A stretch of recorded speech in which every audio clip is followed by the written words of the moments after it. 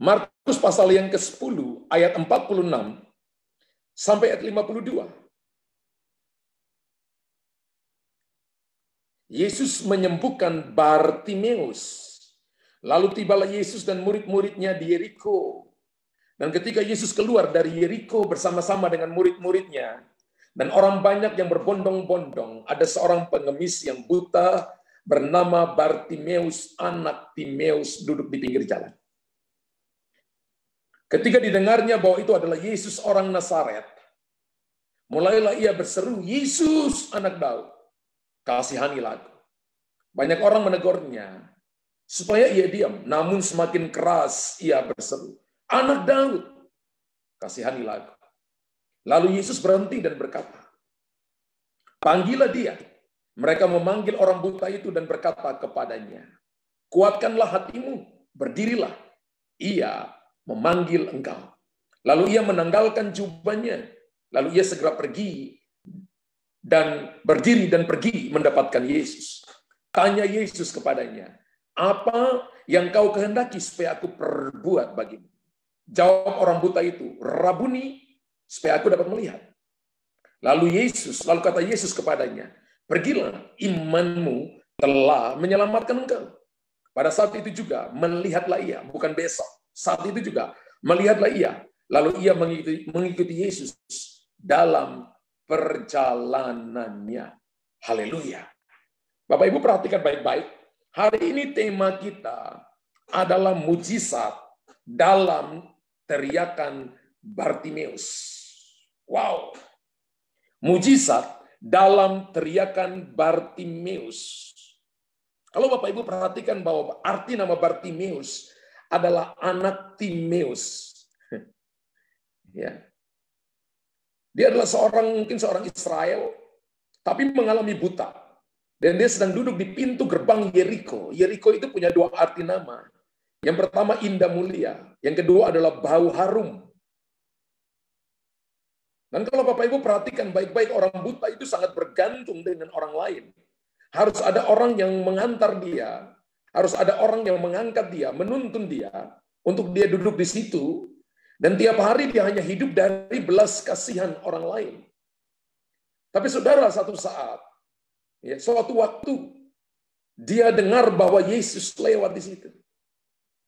Dan saudara perhatikan begini, bahwa hari ini kita akan belajar bagaimana rahasia, mujizat dalam teriakan seorang buta yang bernama Bartimeus. Seorang yang tidak dianggap. Orang buta itu orang miskin. Orang buta itu tidak dianggap, saudara. Ya. Tapi mari saya beritahukan kepada saudara bahwa Tuhan care dengan orang ini, bahwa dia tidak tunggu mujizat terjadi besok. Mujizat terjadi saat itu juga bagi dia. Apa rahasianya dalam teriakan Bartimeus ini?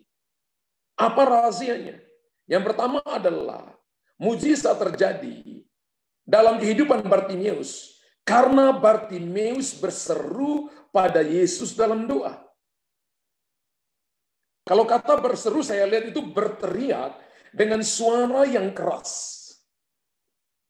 Berarti orang ini ada dalam tekanan, dalam keadaan hopeless, atau mungkin karena dia juga buta dan tidak bisa melihat, sehingga dia berteriak dengan suara yang keras.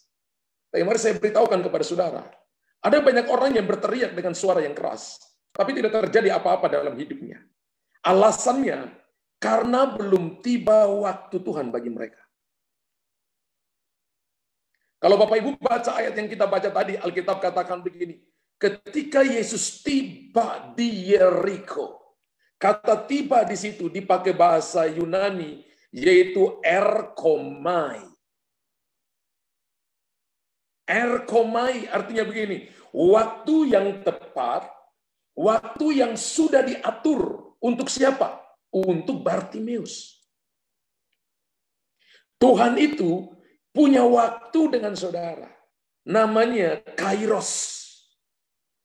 Waktu untuk menjawab doa saudara, waktu untuk memulihkan saudara, waktu yang tepat, waktu yang sudah diatur. Tuhan itu tidak terlambat, tidak terlalu cepat, tepat pada waktunya. Jadi kita nggak bisa paksa waktu kita kepada waktunya Tuhan. 1 Petrus 3 ayat 9 berkata, satu hari di hadapan Tuhan itu 1000 tahun bagi manusia. 1 hari di hadapan Tuhan, 1000 tahun bagi manusia. Berarti kita bisa hitung-hitung. Andai kata kalau Tuhan tunda 1 jam kedatangannya, maka kita tunggu 42 tahun, 1/24 kali 1000. Maka dapat 42 tahun. Ada orang yang hidup di dunia, nggak sampai 1 jam di hadapan Tuhan. Kalau Bapak Ibu bisa hidup 2 jam waktunya Tuhan, berarti umur Anda 84 tahun. Karena 1 hari di hadapan Tuhan, 1000 tahun bagi manusia. Haleluya. Amin. Berarti begini, saya percaya bahwa Tuhan selalu punya waktu yang tepat bagi kita. Bapak Ibu tulis, Tuhan selalu punya waktu yang tepat bagi saya. Haleluya. Waktu yang tepat, waktu yang sudah diatur.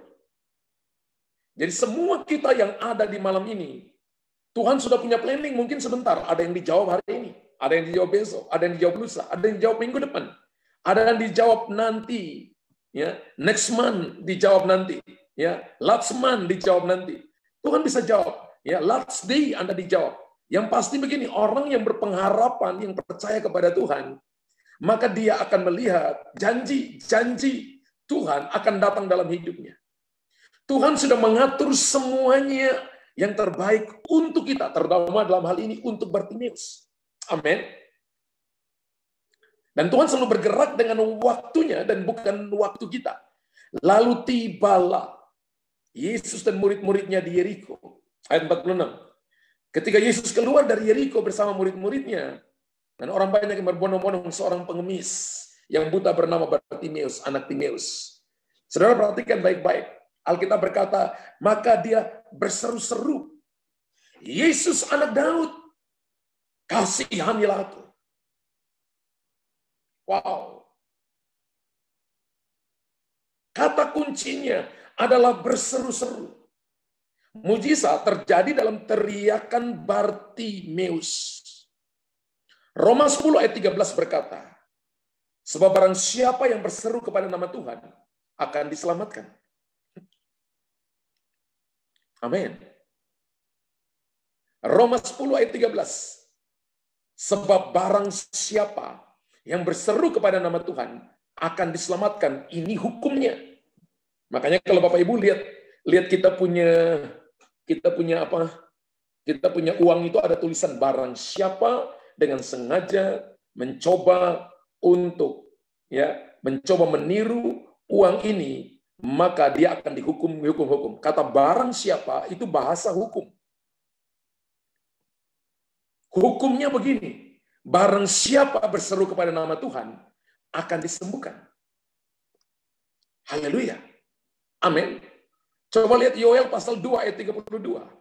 Dan barang siapa yang berseru kepada nama Tuhan akan diselamatkan. Sebab di Gunung Sion akan ada keselamatan. Gunung Sion sekarang gambaran gereja. Ya. Sebab di Gunung Sion ada keselamatan seperti yang telah difirmankan Tuhan.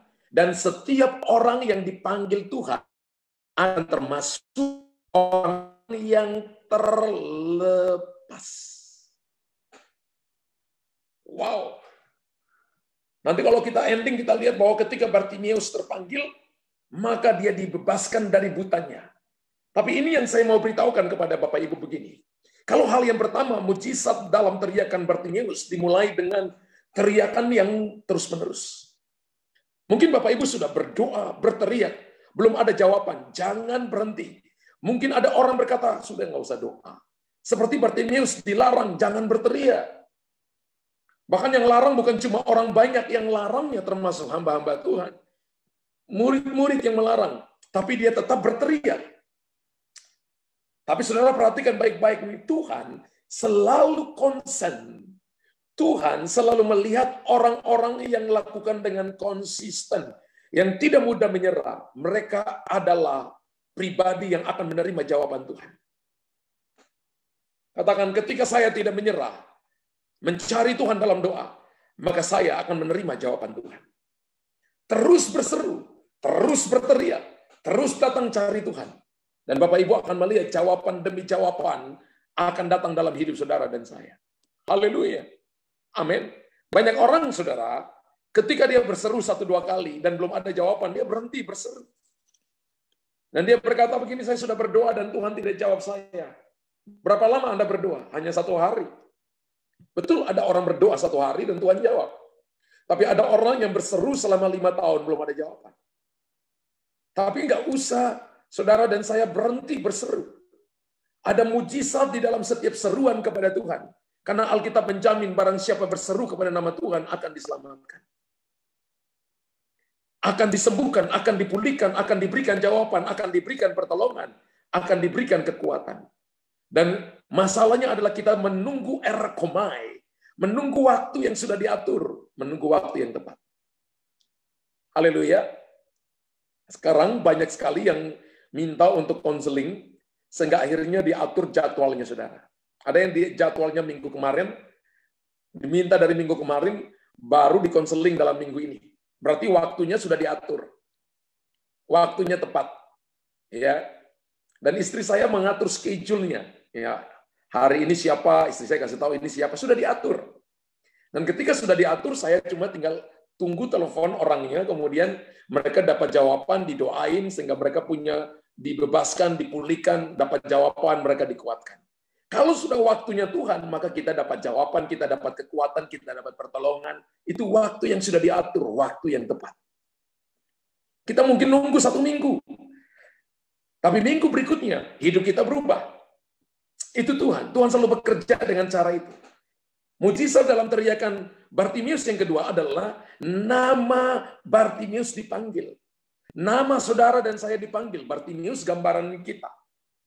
Gambaran saudara dan saya. Mungkin kita nggak buta secara fisik, tapi ada orang yang buta secara rohani. Kalau nama kita dipanggil, itu berarti Tuhan sangat mengenal kita. Amin. Kalau nama saudara dipanggil, maka Tuhan sangat mengenal kita. Haleluya. Tuhan kita adalah Tuhan yang memanggil. Katakan amin. Tuhan panggil Samuel. Ya. Tuhan panggil Abram keluar dari Ur Kasdim. Tuhan panggil Daud. Tuhan panggil Yeremia. Tuhan panggil Yesaya. Tuhan panggil Elia dan Elisa. Tuhan panggil saya juga. Tuhan panggil saudara. Banyak terpanggil, sedikit yang terpilih. Tapi mulai dengan dipanggil lebih dulu. Tuhan kita adalah Tuhan yang memanggil. Dan ketika Tuhan memanggil, jawaban saudara cuma 1. Iya. Amin. Haleluya. Ketika Tuhan panggil saudara, maka jawabannya cuma 1. Ya, ini aku. Ketika Tuhan panggil Samuel, Samuel berkata, ya Tuhan, bicaralah. Bapak Ibu tulis, ketika Tuhan panggil saya, maka saya menjawab, ya. Ku jawab ya, ya, ya. Ku jawab ya, ya, ya. Ku jawab ya Tuhan. Ku jawab ya Tuhan. Ku jawab ya, ya, ya. Haleluya. Amin. Lagu sekolah minggu yang dulu. Ya, oh giranglah, haleluya. Betul? Dan ketika Tuhan memanggil, maka jawabnya iya. Ya, saya ingat saya dinubuatin oleh beberapa orang, kamu akan dipanggil jadi full time. Saya bilang, tidak, saya mau jadi businessman. Ya, dan saya sudah rintis bisnis saya. Bisnisnya sudah jalan. Tapi satu saat saya ingat gembala saya berkhotbah. Dia khotbah tentang Elisa terpanggil menyembelih 12 pasang lembunya dan kayunya itu dipakai menjadi kayu bakar. Saudara tahu, kemudian setelah dia khotbah dia berkata ada beberapa anak muda di sini yang sudah dipanggil oleh Tuhan tapi selalu nolak. Di depan ribuan orang nama saya dipanggil. Luther disuruh maju ke depan, saudara. Itu adalah panggilan untuk saya jadi full time. Ternyata saya tahu waktu itu saya lagi bangun hubungan dengan istri saya. Dan dia berdoa. Tolong dulu teman-teman. Pikiran itu kamu datang. Tolong Bapak Ibu kalau dengar firman, jangan ngomong ya. Karena firman Tuhan itu Tuhan bicara kepada kita sendiri. Kita belajar menghormati firman. 1 Samuel 2 ayat 30 berkata, barang siapa menghormati aku dihormati. Barang siapa memandang rendah, hina, maka akan mati. Mati mungkin nggak secara fisik, mati rohani. Jadi kalau Bapak Ibu mau duduk dengar firman, maka tinggalkan segala sesuatu, prioritas hanya firman. Kita belajar menghormati Tuhan. Haleluya. Amin. Karena panggilan yang Tuhan berikan kepada saya adalah panggilan, orang berkata panggilan nabi, panggilan nubuatan dan sebagainya. Maka selalu kalau lihat ada yang salah langsung dikasih tahu, diingatkan. Tapi tujuannya adalah mengasihi Bapak Ibu, supaya kita reposisi hati kita menyenangkan Tuhan. Kita semua dipanggil. Katakan, saya dipanggil Tuhan. Haleluya. Dan saya percaya bahwa ketika Bartimeus dipanggil, kalau Bapak Ibu baca ayatnya ya, ayat 49, lalu Yesus berhenti dan berkata, panggillah dia. Wow.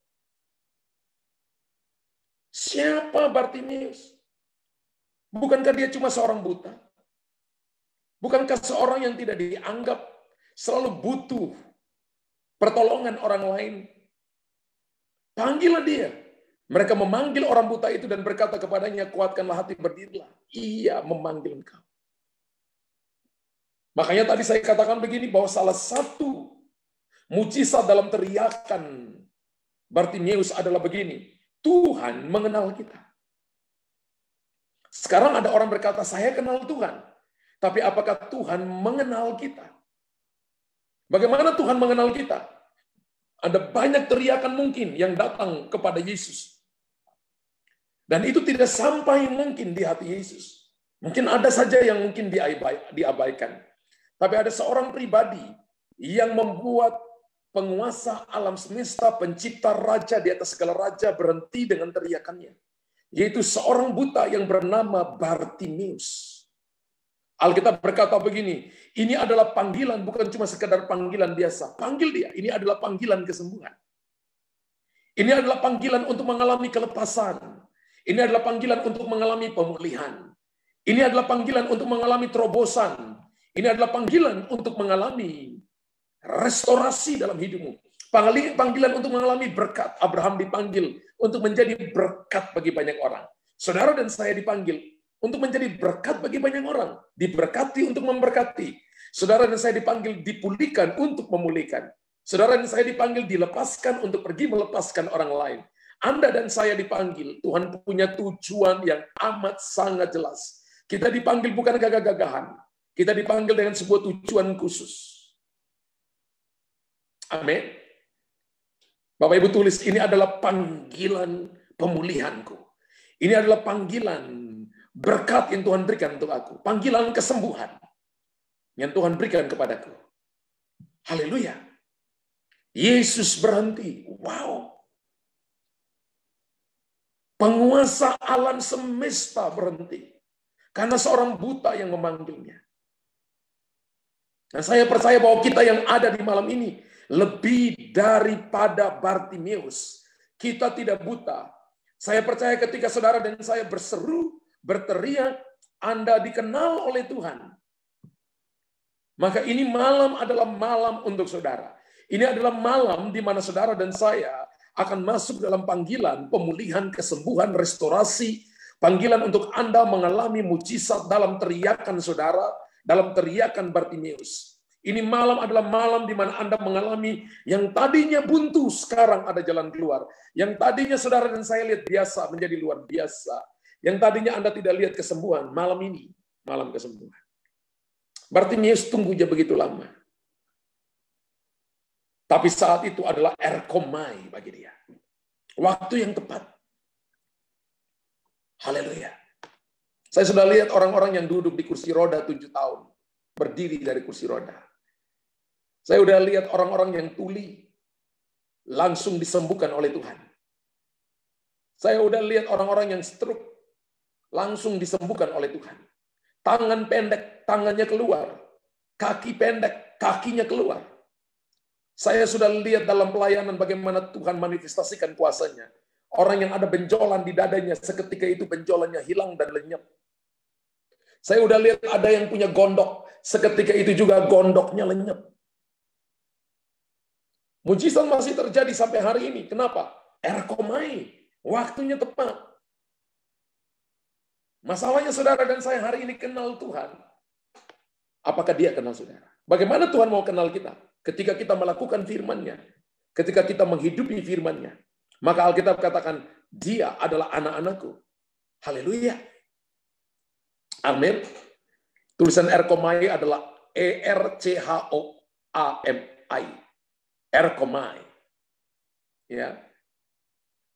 Nah, saudara dengar baik-baik, penguasa alam semesta berhenti untuk meresponi orang buta itu.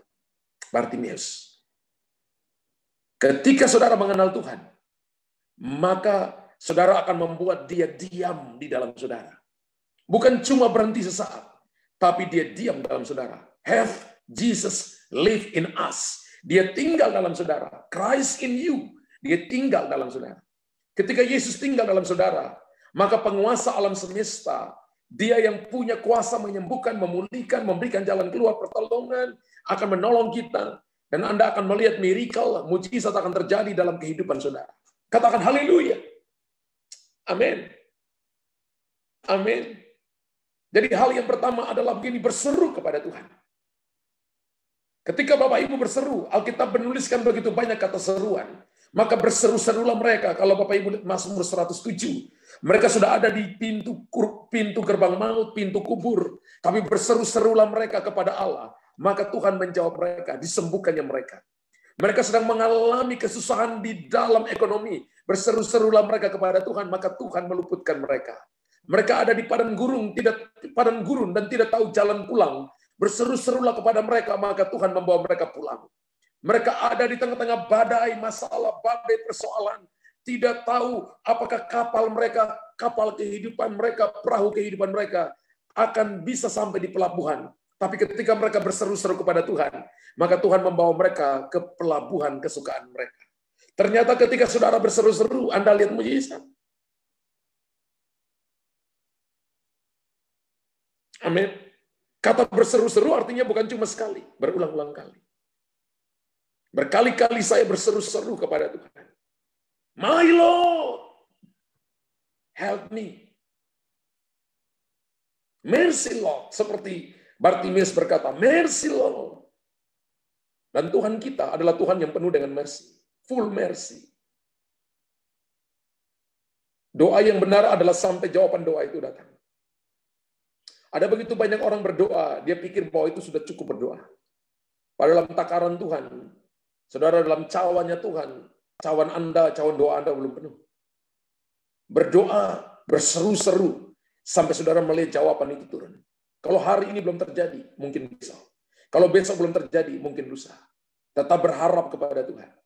Dan melihat perkara-perkara hebat terjadi. Kita semua yang ada malam ini, lebih daripada Bartimeus. Kalau seorang Bartimeus yang buta menghentikan langkah Tuhan. Tapi mari saya beritahukan malam ini, saudara bukan cuma menghentikan langkah Tuhan. Dia mati bagi saudara. Dia ada dalam saudara. Dia adalah pengharapan akan kemuliaan. Dan Anda akan melihat perkara-perkara hebat terjadi dalam hidup saudara. Haleluya. Yang ketiga, kalau Bapak Ibu perhatikan. Ketika dia dipanggil, maka Bartimeus meninggalkan cara-cara sifat lama dengan cara menanggalkan jubah kebutaan. Jubah dosa. Jubah kedagingan. Jubah iri hati. Musuh terbesar kita bukan setan. Musuh terbesar kita adalah diri sendiri. Tulis Bapak Ibu, musuh terbesar saya bukan setan. Musuh terbesar saya adalah diri sendiri. Setan itu Bapak Ibu diurapi Tuhan, katakan dalam nama Yesus langsung pergi. Tapi kedagingan Bapak Ibu dalam nama Yesus belum tentu langsung pergi kalau Bapak Ibu nggak ambil keputusan untuk ikut Tuhan sungguh-sungguh. Haleluya. Markus pasal 10 ayat 50-52. Lalu ia menanggalkan jubahnya.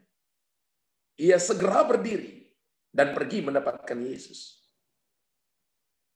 Tanya Yesus kepadanya, apa yang kau kehendaki supaya aku perbuat bagimu? Jawab orang buta itu, Rabuni atau guru, supaya aku dapat melihat. Lalu kata Yesus kepadanya, pergilah. Imanmu telah menyelamatkan engkau. Pada saat itu juga melihatlah ia. Lalu ia mengikuti Yesus dalam perjalanannya. Bapak Ibu lihat stepnya ya, lihat urutannya. Pertama ketika Bapak Ibu Tuhan kenal saudara.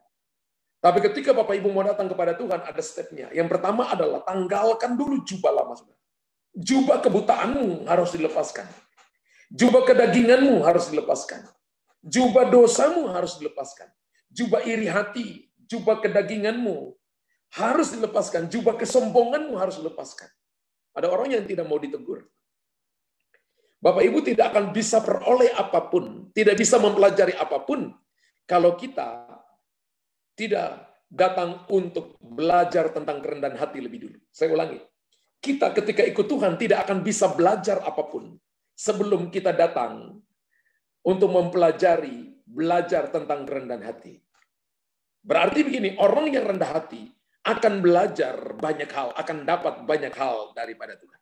Orang rendah hati itu artinya ya, dia mau ditegur, dia mau diproses, dia mau disalah mengerti oleh banyak orang, buat baik tapi tidak diakui, ya. Dia lakukan sesuatu yang menyenangkan tapi tetap tidak disenangi oleh banyak orang. Saudara dan saya belajar kerendahan hati lebih dulu supaya kita bisa belajar banyak hal. Orang kalau tidak bisa belajar kerendahan hati lebih dulu, maka dia tidak akan dapat banyak hal. Ya, orang rendah hati akan ditinggikan, orang sombong akan direndahkan. Alkitab berkata begini, salah satu cara rendah hati adalah menanggalkan hidup yang lama. Bartimius segera berdiri, bukan menunggu lama-lama, segera. Lalu Alkitab berkata menanggalkan jubahnya. Ketika saudara menanggalkan jubah, lalu level berikutnya adalah Anda akan dengar Tuhan tanya begini, apa maumu? Ketika Bapak Ibu menanggalkan jubah, Bartimius menanggalkan jubah, teriakannya itu membuat dia sadar bahwa dia perlu datang kepada Tuhan dengan kehidupan yang baru, cara pikir yang baru. Tidak boleh datang dengan pikiran kebutaan, tapi dia sedang datang kepada kehidupan. Ingat di dalam sorga itu, nggak ada pikiran kematian, nggak ada sama sekali. Di sorga itu yang ada adalah pikiran hanya hidup, kehidupan. Pikiran mati itu nggak ada sorga. Sebenarnya ketika kita hidup di dunia, datanglah kerajaanmu di bumi seperti di sorga. Harusnya dalam pikiran saudara, bukan pikiran kalah, tapi pikiran menang lebih daripada pemenang, sukses, berhasil. Aku akan maju, aku akan naik, aku akan lihat perkara besar, diberkati. Itu pikiran sorga. Selain daripada itu, pikiran kematian.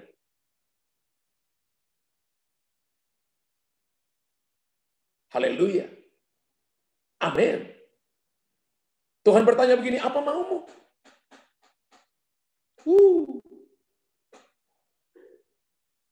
Rabuni, supaya aku dapat melihat. Memang kebutuhan dia hari itu dapat melihat. Ketika dia dapat melihat, maka potensinya akan ditarik keluar. Kita semua punya kebutuhan. Ada yang punya kebutuhan keuangan, kebutuhan pekerjaan, sakit penyakit. Ada yang punya kebutuhan untuk disembuhkan, untuk dipulihkan. Semua kita punya kebutuhan. Hari ini kalau Tuhan tanya, saya percaya Bapak Ibu akan kasih daftar doa yang begitu panjang. Tapi Tuhan selalu jawab urgensinya. Dia berkata begini, supaya aku dapat melihat. Alkitab katakan begini, saat itu juga dia melihat. Saat itu juga dia melihat. Ini yang disebut dengan mujizat di dalam teriakan Bartimeus. Pertama dia perlu berseru-seru kepada Tuhan. Dan saudara yang kedua adalah apa? Ya, dia tahu bahwa dia dikenal. Dia dikenal oleh Tuhan, namanya dipanggil, panggil dia. Dia bukan murid Tuhan. Dia seorang buta yang duduk di depan pintu gerbang Yerikho, tapi namanya dikenal oleh Tuhan. Tuhan tulis nama saudara dalam telapak tangannya di pikirannya. Dan yang ketiga adalah Alkitab berkata, Anda dan saya harus menanggalkan cara sifat lama, menanggalkan jubah lama, jubah kebutaan, jubah dosa, jubah kegagalan, jubah iri hati, jubah dengki, ditanggalkan. Sakarya 3 ayat 1 sampai 5. Kita lihat ayat ini. Sakarya 3 ayat 1 sampai 5. Kemudian ia memperlihatkan kepadaku imam besar Yosua berdiri di hadapan malaikat Tuhan. Sedang iblis berdiri di sebelah kanannya untuk mendakwa dia. Lalu berkatalah malaikat Tuhan kepada iblis itu, Tuhan kiranya menghardik engkau, hai iblis. Tuhan yang memilih Yerusalem kiranya menghardik engkau. Bukankah dia ini puntung yang telah ditarik dari api? Adapun Yosua mengenakan pakaian yang kotor waktu ia berdiri di hadapan malaikat itu. Garis mengenakan pakaian kotor. Mengenakan pakaian kotor waktu ia berdiri di hadapan malaikat itu. Yang memberikan perintah kepada orang-orang yang melayaninya. Tanggalkanlah pakaian kotor itu daripadanya. Garis itu juga, tanggalkanlah pakaian yang kotor itu daripadanya. Dan kepada Yosua ia berkata, lihat dengan ini. Aku telah menjauhkan kesalahanmu daripadamu. Aku akan mengenakan kepadamu pakaian pesta. Lalu firman Allah berkata kemudian, ia berkata, taruhlah serban tahir kepada kepalanya. Serban tahir kepada kepalanya dan mengenakan pakaian kepadanya. Sedang malaikat Tuhan berdiri di situ. Bapak Ibu perhatikan baik-baik bahwa Sakaria dalam sebuah penglihatan melihat bahwa imam besar Yosua berdiri di hadapan malaikat Tuhan. Sedang iblis mendakwanya. Di alam roh, Sakaria melihat imam besar itu pakai jubah imam, tapi jubahnya kotor. Sedang saya pakai baju bersih, saudara pakai baju bersih. Secara jasmani kelihatannya bersih, tapi belum tentu di alam roh bersih. Yosua, imam besar pada waktu itu, memakai jubah imam. Tapi di alam roh yang dilihat oleh Sakaria adalah jubah imam itu kotor.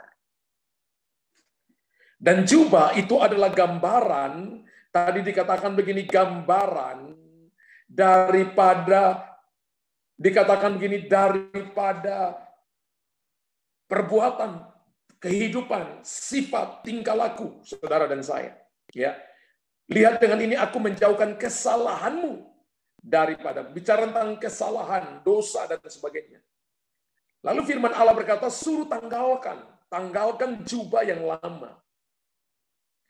Berarti saudara tahu bahwa pakaian, Bartimeus melepaskan jubah lamanya, maka pakaian itu berbicara tentang alam roh. Pertama. Ingat ya? Pakaian bicara tentang alam roh. Yang Sakaria lihat, bukan Yosua pakai jubah yang bersih di depannya, tapi yang Sakaria lihat di alam roh, bahwa pakaian itu kotor. Berarti pakaian adalah gambaran alam rohani.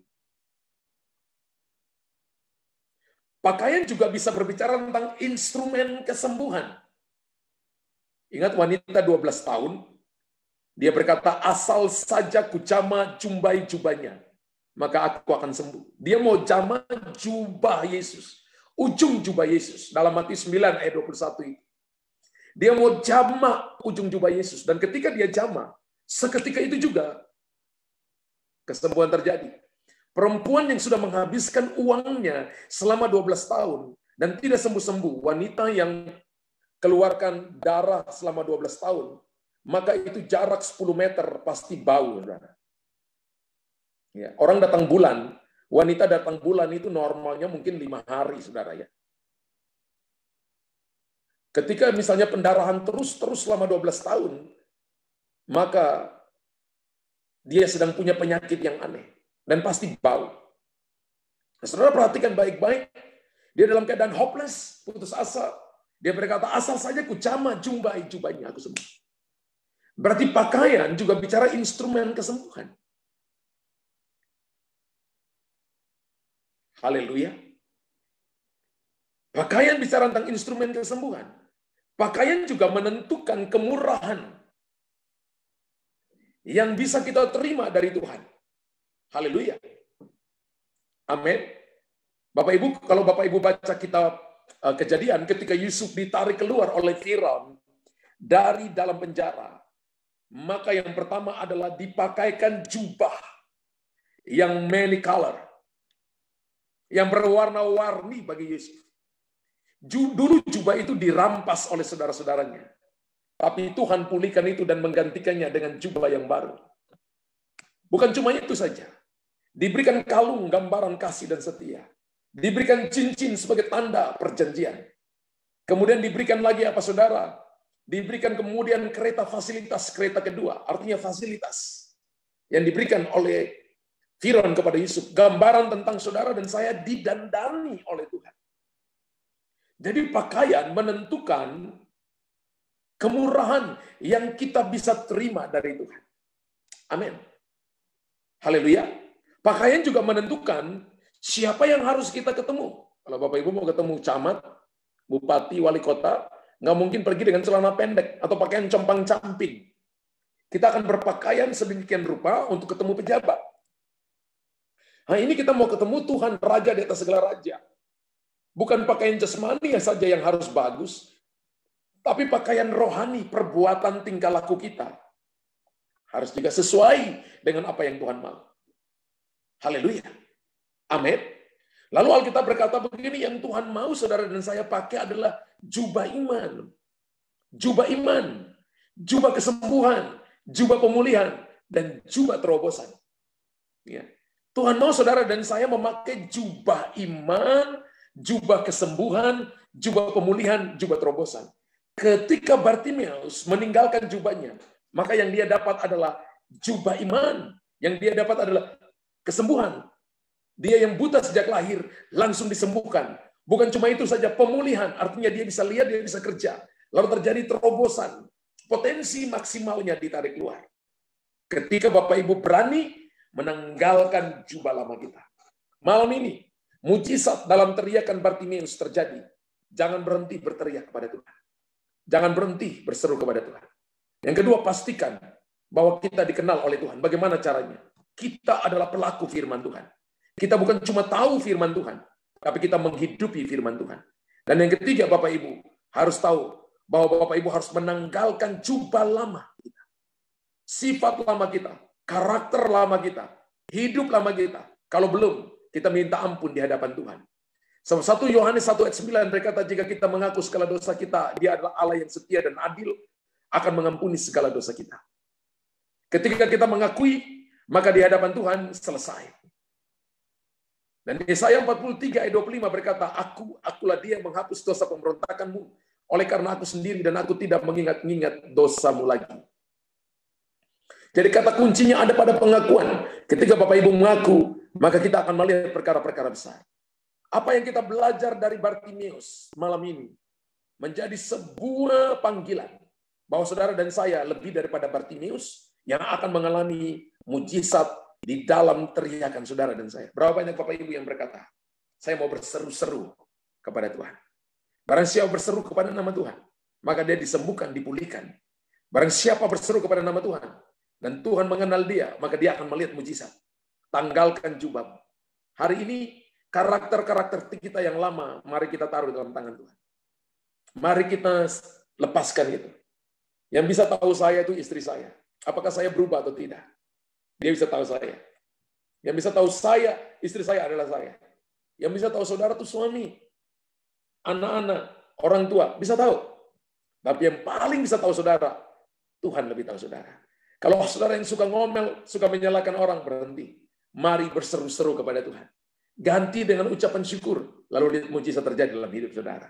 Berapa banyak Anda yang diberkati Tuhan malam hari ini? Katakan malam ini, mujizat terjadi dalam setiap seruan saya. Malam hari ini, saya akan mengalami mujizat di dalam seruan saya. Di dalam seruan saya. Katakan, saya akan alami itu dalam nama Yesus.